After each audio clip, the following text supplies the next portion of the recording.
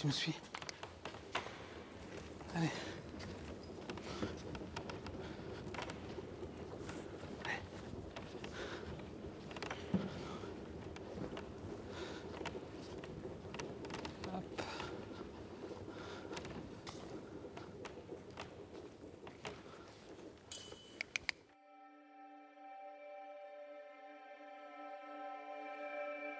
Un décor qui est entièrement brodé sur un mobilier, c'est une nouvelle façon d'appréhender la décoration. La marqueterie, ça c'est pour nous ébénistes, c'est la première source de décoration qu'on peut faire sur un meuble. Et là, on vient créer un nouveau langage sur le mobilier.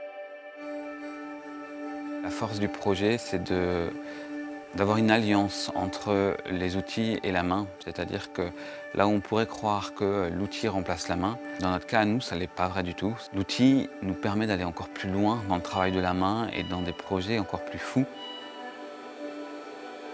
Tout le dessin est à l'avance dessiné par ordinateur sur logiciel. Que ce soit pour la marqueterie ou pour le perçage, tout est fait via des machines, une découpe laser ou une commande numérique. J'ai commencé à imaginer cette œuvre après avoir vu la tapisserie Millefleurs. Elle est intimement liée à la ville d'Angers. Le paravent, c'est une page blanche où on peut exprimer quelque chose beaucoup plus facilement que sur un mobilier. La difficulté, c'est que on fait dialoguer à la fois la marqueterie et la broderie. Et en fait, il faut que les deux servent l'un et l'autre.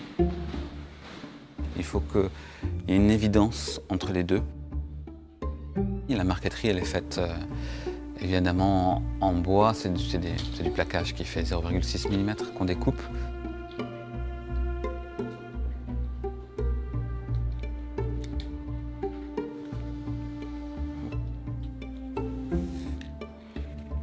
J'ai dessiné du feuillage avec différentes couleurs pour avoir des ombres et des lumières. Sur le paravent, je pense qu'on doit être aux alentours des 15 000 pièces de bois assemblées.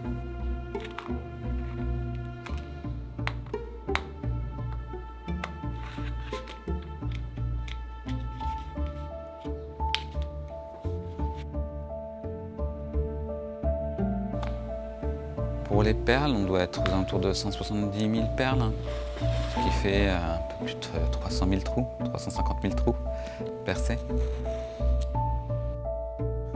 Quand on bouge sur le paravent, quand on le regarde, quand on change de point de vue, toutes les perles, elles s'éteignent, elles s'allument. C'est un décor qui est vivant. À travers la broderie, oui, c'est mon propre langage, c'est mon histoire qui est dans la broderie. Moi, je voulais faire des études de mode et bon, je n'ai pas d'une famille, d'une ville où ça se faisait. Donc je suis parti dans l'ébénisterie, pas à contre-cœur parce que j'aimais ça, mais en abandonnant une partie de moi. Et aujourd'hui, c'est sûr que de mêler les deux, c'est ma propre histoire. J'ai toujours eu une machine à coudre, j'ai toujours cousu, j'ai toujours brodé.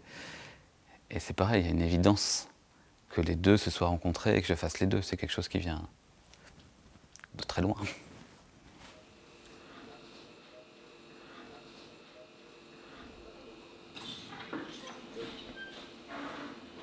Au travers de l'ébénisterie, du travail d'atelier, du travail en équipe, c'est quelque chose qui m'a...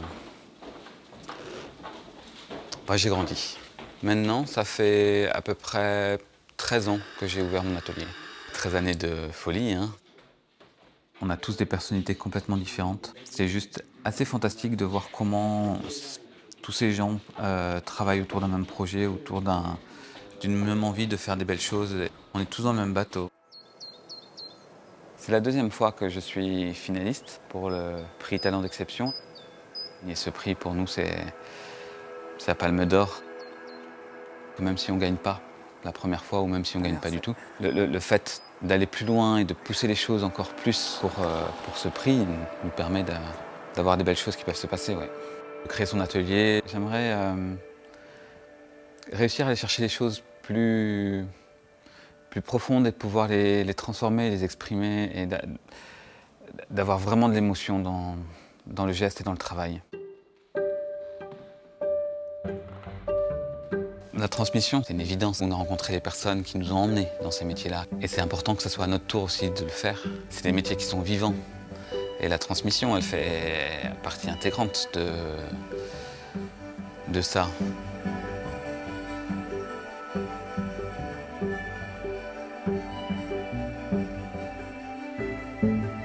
Dans 10 ans, bon, j'aimerais bien exposer à New York, peut-être.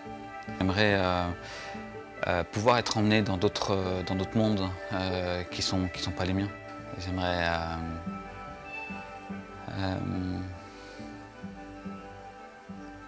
je sais pas.